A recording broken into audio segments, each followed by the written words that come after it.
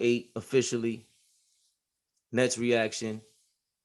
It's Raymundo, Telemundo, Santo Domingo.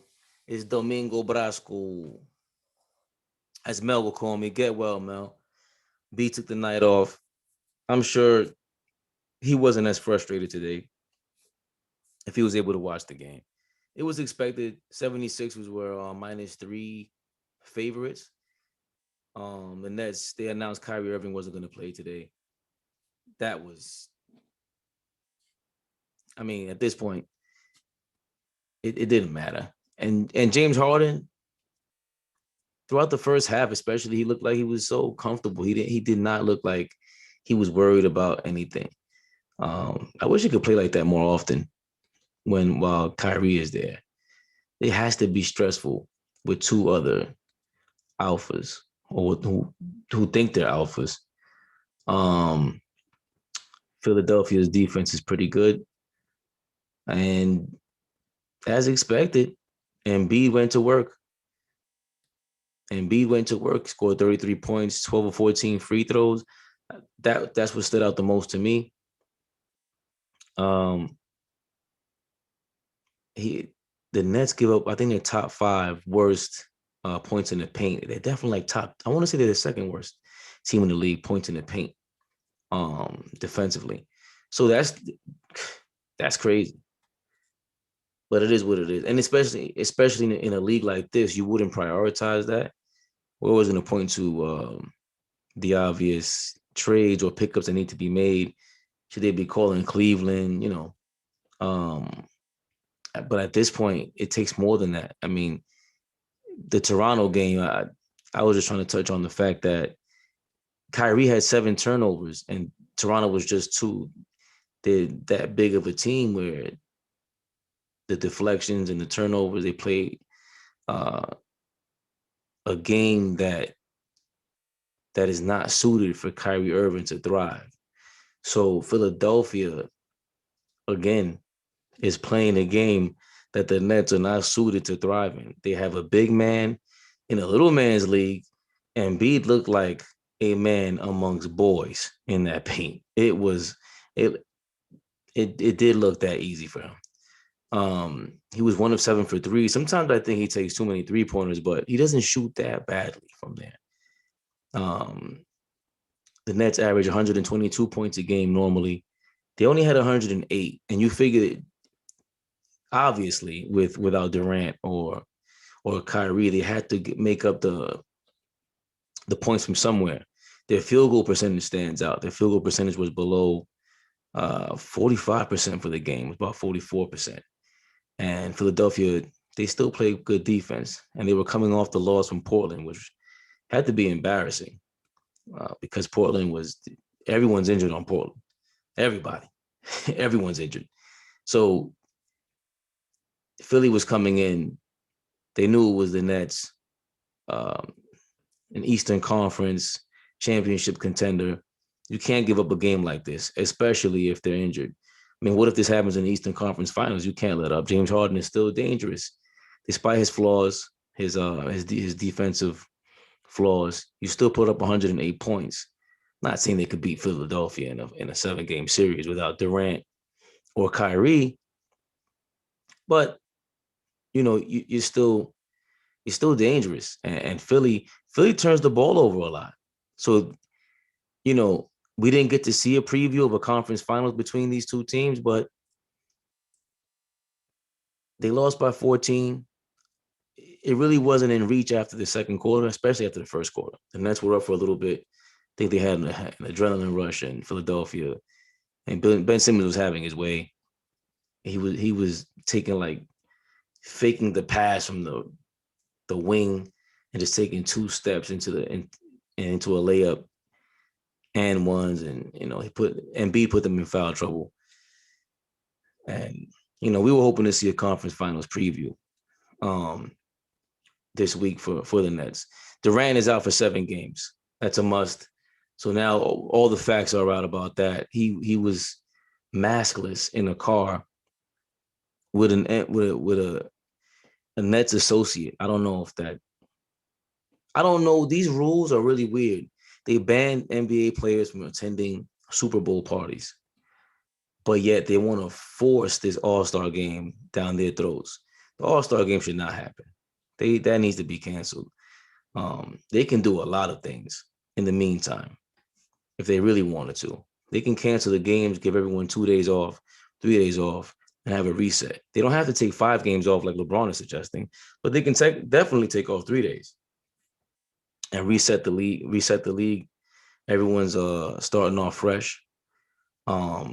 It's just a crazy time for everyone in the world. But you would think they're not a public company.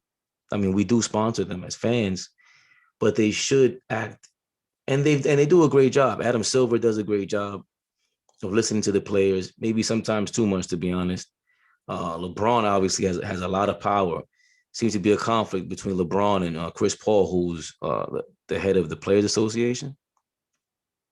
Chris Paul apparently wants the All-Star game to go on, which is really weird. That's weird to me. That's weird. Why would you want that? Why would you?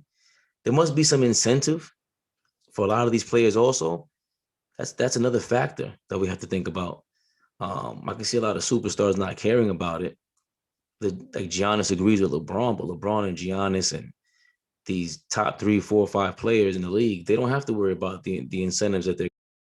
It's 2:19 a.m. You don't have any new notifications right now. Contracts are laden with. Chris Paul may have to worry about a contract like that. He might. There might be. I would think so, especially the way he has. I mean, Chris Paul, by the way, he's not going to get enough credit for having these teams be competitive no matter where he goes. I'm not sure where he really belongs as an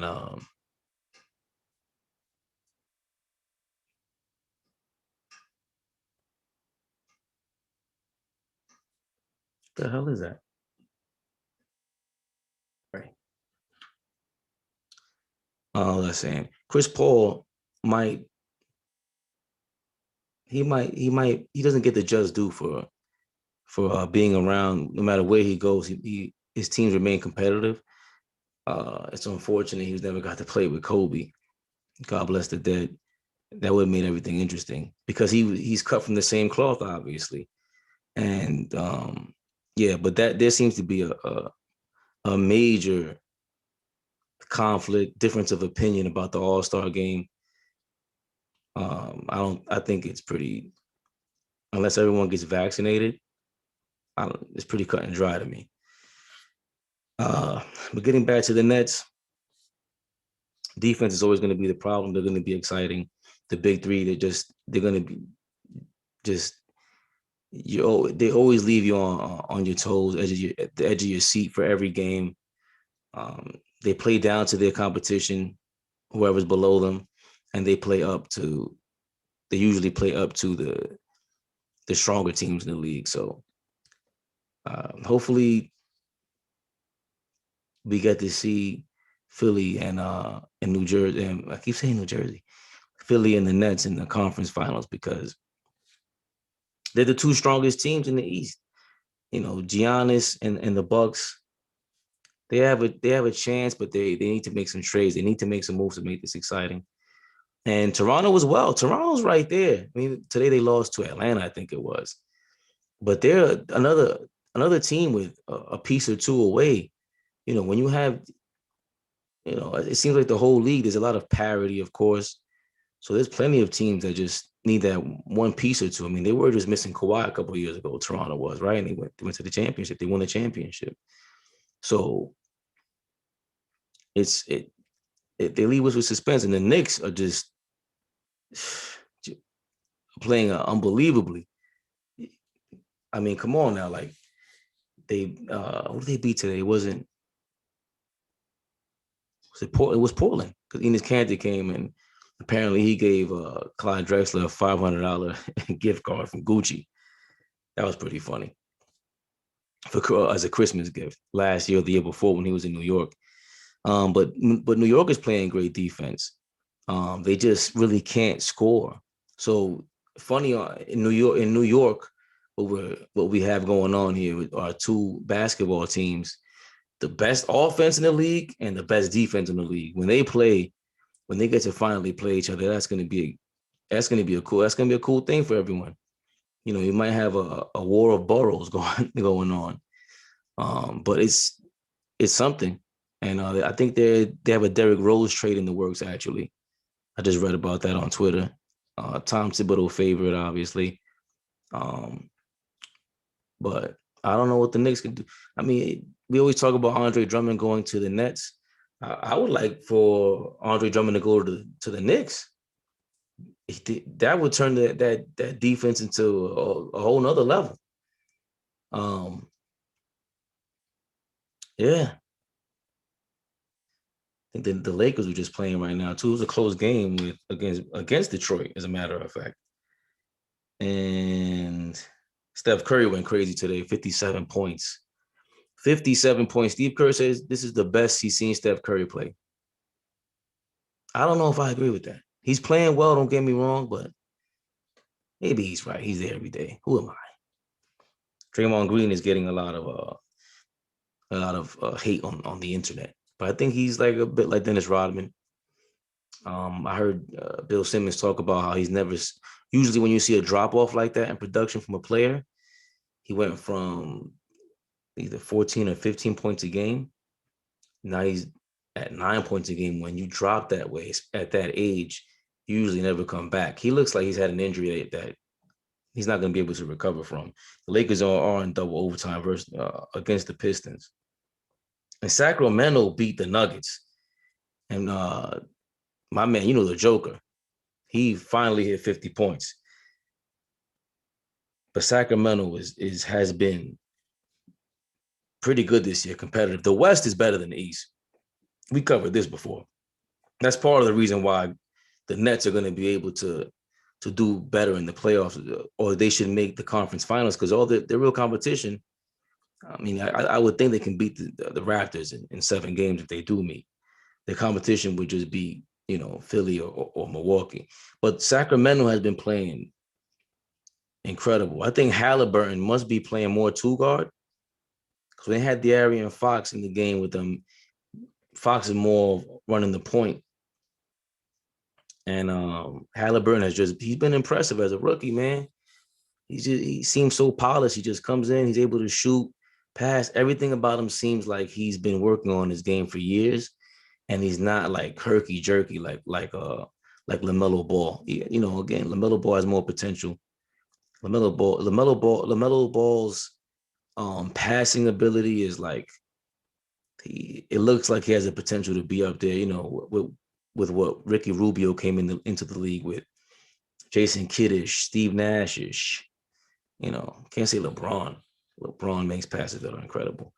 But the West is just competitive with these teams, including Sacramento, with the rookie Halliburton, right?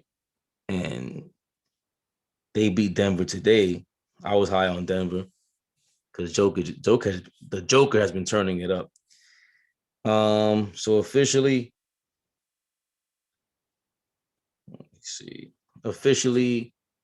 in the league, Utah still with the best record. Utah, LA, the Clippers, 3 West Coast teams, 18, 17, 17 wins. After tonight's victory, Philly still in first place. But then Boston, you have Philly, Milwaukee, and Boston, and Brooklyn's in fourth place. So, I mean, now they're neck and neck with Indiana. Indiana plays competitive also. Those are teams, again. Indiana plays good defense. They're fundamentally sound. They're at risk of staying in the middle of the pack, dropping to the 5 seed. If you go to the 5 seed, you have to play. You play the 3 in the first round. You play the 4 in the first round. You play the winner of one. You have to be careful with the seeding. You do want some home court advantage, but the East is just there's no reason why. That might be part of the reason why the Knicks have the best defense as well. They're playing a lot of the Eastern Conference teams, man, and we're hoping the Nets will figure it out. The Lakers are pulling away now. They're up by 7. Dallas, they won that. Dallas beat the Warriors, by the way, even though Steph Curry had 57. So yeah, I think that wraps it up. I was missing my man B. Mel, get well. He'll be on here soon.